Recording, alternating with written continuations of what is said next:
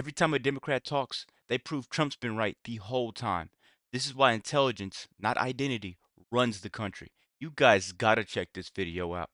And joining me now is House Democratic Leader Hakeem Jeffries of New York. Leader Jeffries, thanks so much for joining us. So, even these emergency supplemental funds for SNAP, even if they ultimately, the Trump administration ultimately does use them, it's only enough to keep benefits going, food stamp benefits going for 2 to 3 weeks, which is significant, but obviously not a long-term solution.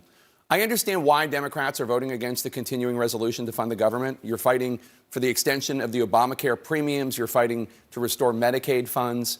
But I wonder, when these SNAP funds are gone, whether this week or 3 weeks from now, if the contingency funds are used, are you worried at all that that pressure point will cause more Democrats to rethink the strategy and maybe ultimately vote for the government funding bill?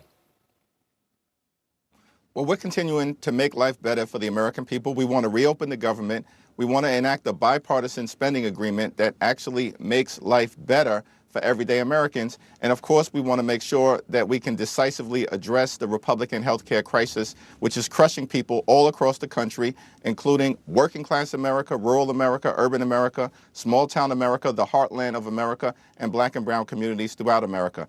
It's very unfortunate that Donald Trump and Republicans have decided to weaponize hunger and withhold SNAP benefits, even in contravention of 2 federal courts, which have made clear that not a single person in this country should go without their nutritional assistance, and, of course, that the funds exist to make sure that those SNAP benefits are paid through November, as has been the case with Donald Trump and his administration finding funding for other projects, but somehow they can't find money to make sure that Americans don't go hungry. You're refusing to fund the government until Republicans join you to help prevent Americans' health care costs from skyrocketing, as well as to restore some of the money from Medicaid that was cut. I understand why Democrats are making the choice, but you acknowledge that it's a choice here, right? No, what I acknowledge is that we're asking Republicans to sit down, as we've indicated our willingness to sit down with them anytime, any place, anywhere, either at the Capitol or back at the White House, in order to find a bipartisan path toward enacting a spending agreement that actually makes life better for the American people. So yes, we are committed to doing things like lowering the high cost of living for the American people in an environment where Donald Trump promised to lower costs on day one. But costs haven't gone down. Costs are going up. Housing costs are up. Grocery costs are up. Child care costs are up. Electricity prices are through the roof. And now, because of the Republicans' refusal to extend the Affordable Care Act tax credits, we know that tens of millions of Americans are about to experience dramatically increased premiums, copays, and deductibles, such that they will be unable to go see a doctor. In some cases, Jake, you're talking about premium increases of $1,000 to $2,000 per month. That is completely and totally unsustainable, unacceptable, and un-American. I understand, but the decision to not fund the government means very real pain caused today. People not getting paychecks today and SNAP funds today. And then obviously at airports across the country, delays are getting worse due to air traffic controller shortages. The FAA says that in the New York area, nearly 90% of air traffic controllers are out. The White House says that Thanksgiving travel could be a disaster if this shutdown continues that long.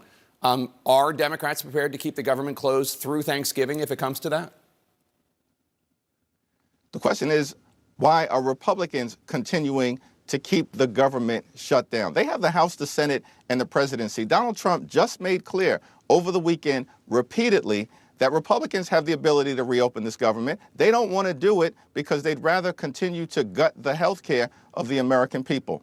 And here are some questions that need to be asked. Why have House Republicans remained on a taxpayer-funded vacation for the last 6 weeks? They keep canceling votes. They've canceled votes for next week. Of course, they are unserious as it relates to reopening the government. Why has Donald Trump spent more time on the golf course, including this weekend, than he has in talking to Democrats on Capitol Hill who represent half of the country?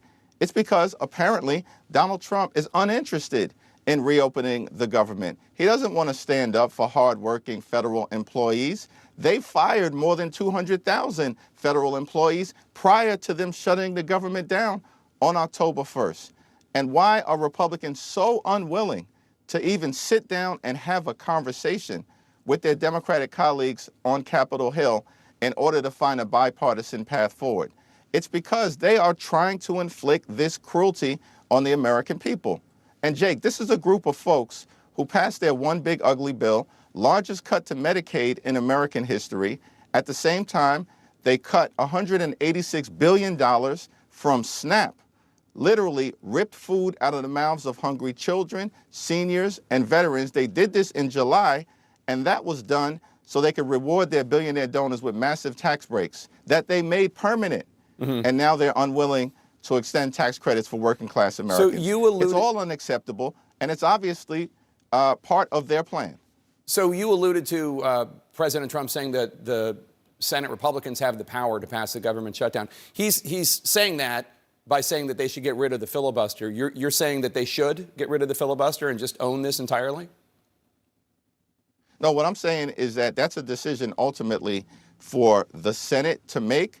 However, President Trump has acknowledged, listen, from the very beginning of this presidency, he's enacted a my way or the highway approach to jam their extreme right-wing ideology down the throats of the American people. Reckless Republican policies, which are now causing hospitals, nursing homes, and community-based health centers to close all across the country. Now he's saying to his Republican colleagues, senators, those who actually just work for him because they don't work for the American people, reopen the government, and they refuse to do it.